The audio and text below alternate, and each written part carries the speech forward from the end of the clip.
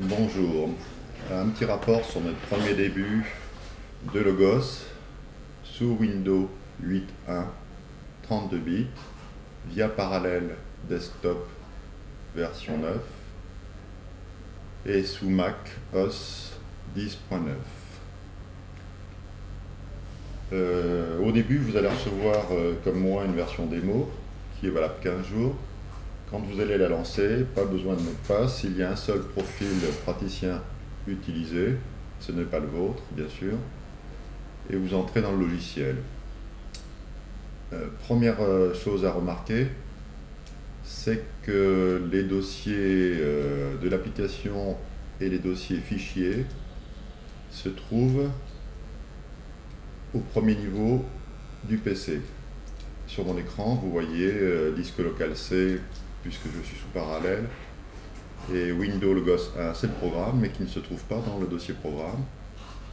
Et Windows Logos 2, ce sont les fichiers Logos, avec le fichier praticien, pour moi s'appelle LS dans la version avec licence, et le dossier patient.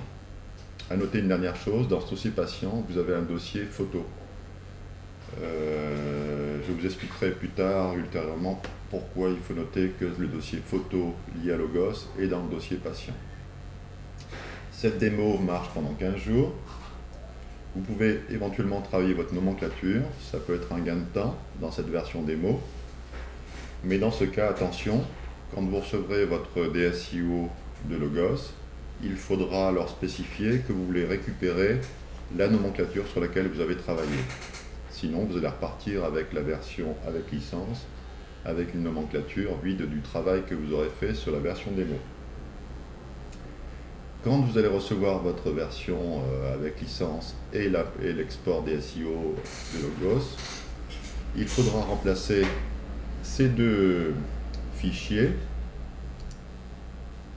Il faudra remplacer ce fichier Logos, WLogos 2 par le fichier envoyé par Logos.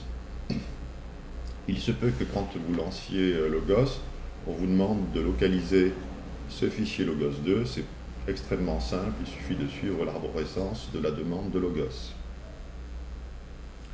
La version définitive avec licence de Logos. Il faudra penser à la mettre à jour régulièrement via le menu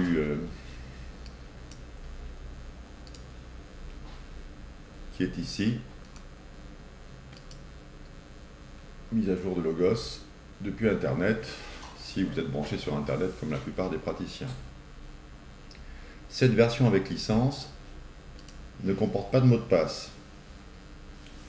Mais par contre, si vous voulez rentrer avec le lecteur carte vitale et pouvoir faire des télétransmissions, il faudra entrer comme mot de passe votre mot de passe de carte CPS. Sinon, si vous rentrez sans mot de passe, vous allez avoir accès à Logos, mais sans possibilité de faire de carte vitale, ni de lire les cartes vitales, ni de faire de feuilles de soins électroniques.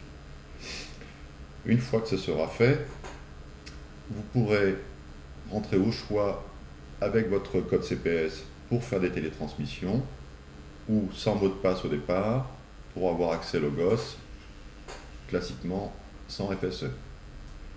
Pour rentrer les mots de passe, ça se trouve dans Outils, Profil utilisateur. Vous verrez, il y a un onglet pour choisir le mot de passe de comptabilité et le mot de passe Logos. Bon, pour une première étape d'explication de Logos, ça sera bon. La suite à suivre.